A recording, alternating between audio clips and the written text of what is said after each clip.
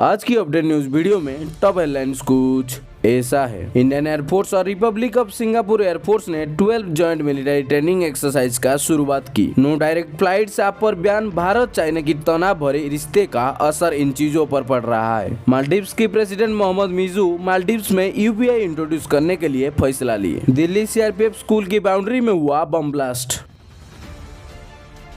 On 21 October 2024 Indian air force और republic of Singapore air force ने 12 joint military training exercise का शुरुआत की air force station Kalaikunda west Bengal में। इस एक्सरसाइज का बायलैटरल फेज 13 से 21 नवंबर 2024 तक होगा, जिसमें दोनों forces advance air combat simulations, joint mission planning और डेब्रीफिंग सेशन में मिलकर काम करेंगे। इसका एम है इंटरऑपरेबिलिटी बढ़ाना, कॉम्बैट रेडीनेस को शार्प करना और दोनों एयरफोर्स के बीच नॉलेज का एक्सचेंज करना। RSAF अपने सबसे बड़े कंटीजेंट के साथ आए हैं, जो F-16, F-15 स्क्वाड्रंस की एयर क्रू और support personal, G550 airborne early warning and control और C-130 एयरक्राफ्ट को इंक्लूड करता है। इंडियन एयरफोर्स की तरफ से Rafale, Mirage 2000 ITI, Su-30 MKI, Tejas, MiG-29 और जागुआर एयरक्राफ्ट पार्टिसिपेट कर रहे हैं। जॉइंट मिलिट्री ट्रेनिंग शुरुआत से ही दोनों नेशन के बीच एक बायलैटरल एग्रीमेंट के अंडर कंडक्ट किया गया है। ये exercise republic of Singapore air force की पार्टिसिपेशन के बाद आ रहा है in one of the largest multinational aerial exercise ex Tarang Shakti, जो इंडियन एयरफोर्स ने होस्ट किया था। ये दोनों एयरफोर्सेस के बीच प्रोफेशनल एसोसिएशन को रिफ्लेक्ट करता है। इसके अलावा एयर ऑपरेशन के साथ साथ दोनों एयरफोर्सेस की पर्सनल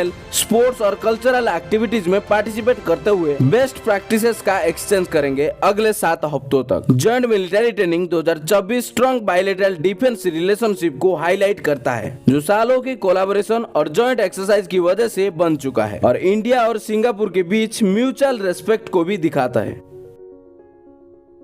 इंडिया और चाइना ने हिमालयन फ्रंटियर पर पेट्रोलिंग को लेकर एक डील फाइनलाइज किया है, जो 4 साल से चल रही मिलिट्री स्टैंड अप को रिसॉल्व करने की कोशिश है। इंडियन फॉरेन सेक्रेटरी विक्रम मिश्री ने ये बात कही। दोनों न्यूक्लियर आर्म नेबर की रिलेशन 2020 की बॉर्डर क्लासेस के बाद से टेंस है। यहाँ कुछ की एरियाज है जहाँ से इंडिया और चाइना की स्ट्रेन रिलेशंस का असर दिखा गया। पहला, नो डायरेक्ट फ्लाइट्स। पिछले 4 सालों से दोनों देशों के बीच कोई डायरेक्ट फ्लाइट नहीं हुई। चाइना चाह रहा है कि इंडिया डायरेक्ट पैसेंजर फ्लाइट्स को दोबारा शुरू करे और पिछले महीने इंडिया की एविएशन मिनिस्टर ने कहा था कि दोनों देश जल्दी फ्लाइट रिस्टार्ट करने पर डिस्कस कर रहे हैं। दूसरा, visa rules for Chinese technician. India ने चाइनीज सिटीजन के लिए वीजा एप्लीकेशन पर ज्यादा सिक्योरिटी शुरू की थी, जो कि इंडिया की कुछ मैन्युफैक्चरिंग फर्म्स को हॉट कर रही थी। इस वजह से चाइनीज स्पेशलाइज इंजीनियर इंडिया नहीं आ पा रहे थे और प्रोडक्शन लॉसेस हो रहे थे। इंडस्ट्री कंप्लेन के बाद इंडिया ने चाइनीज टेक्नीशियन के लिए वीजा प्रोसेसिंग को फास्ट कर दिया है। तीसरा, न्यू इन्वेस्टमेंट वेटिंग रूल्स। 2020 में इंडिया ने नेबरिंग कंट्रीज की इन्वेस्टमेंट पर एक्स्ट्रा स्क्रूटिनी और सिक्योरिटी क्लियरेंस शुरू की, जो ज्यादातर चाइनीज फर्म्स की टेक ओवर और इन्वेस्टमेंट को रोकने के लिए था। पिछले साल इंडियन अथॉरिटीज ने चाइनीज स्मार्टफोन कंपनी वीवो को वीजा रूल्स ब्रीच करने का इल्जाम लगाया और उन्होंने $13 बिलियन सिफोन करने का भी आरोप लगाया। इंडिया ने Xiaomi की $600 मिलियन एसेट्स को फ्रीज कर दिया था इलीगल रेमिटेंस के चक्कर में, जिसे रॉयल्टी पेमेंट्स दिखाया गया था। दोनों कंपनीज ने गलत काम करने से इनकार किया है।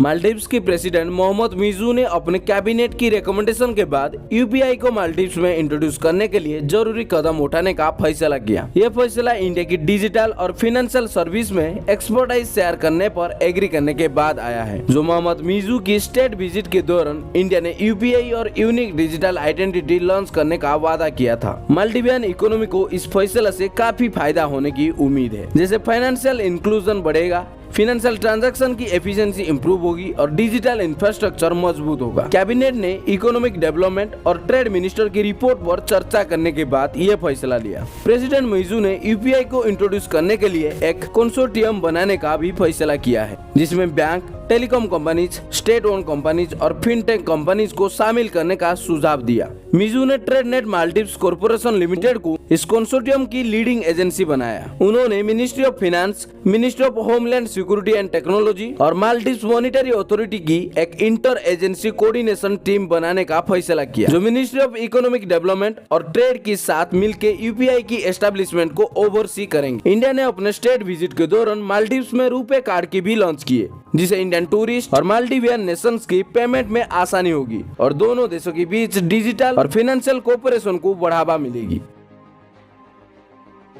संडे को सुबह 7:45 AM पर दिल्ली की रोहिणी एरिया में सीआरपीएफ स्कूल के पास एक जबरदस्त धमाका हुआ, जिसने एरिया के लोगों में डर पैदा कर दिया, जो इसे एक टेरर स्ट्राइक समझ बैठे। इस ब्लास्ट में कोई चोट नहीं आई, पर क्रूड बम का यूज होने का शक है। अभी तक कंफर्म नहीं हुआ कि ये एक टेरर एक्ट था या नहीं।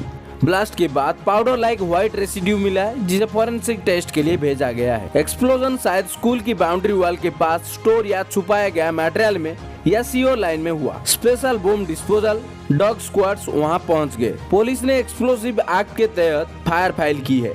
NIA, CRPF और NSG इन्वेस्टिगेशन के हिस्से बने। ब्लास्ट की कंस्पिरेसी एंगल को भी देखा जा रहा है। ब्लास्ट ने स्कूल की वॉल, कार की विंडो पैन्स और शॉप्स की साइन बोर्ड को डैमेज किया है। इन्वेस्टिगेटर्स ने एरियाज की शॉप्स की सीसीटीवी फुटेज कलेक्ट किए हैं। सीसीटीवी में धुएं का क्लाउड दिख रहा है, जो स्कूल की बाउंड्री वॉल के अंदर से उठा। आई विटनेस ने बताया कि ब्लास्ट के बाद उन्होंने धुएं का क्लाउड देखा और एक ने कहा कि आवाज इतनी लाउड थी कि उन्हें चक्कर आ गया। तो ये था आज की डिफेंस न्यूज। ऐसे और भी defence news, update news, current affairs जानने के लिए हमारे चैनल को जरूर सब्सक्राइब करें और अपने दोस्तों के साथ शेयर करें और जानते हैं इंडिया की पहचान।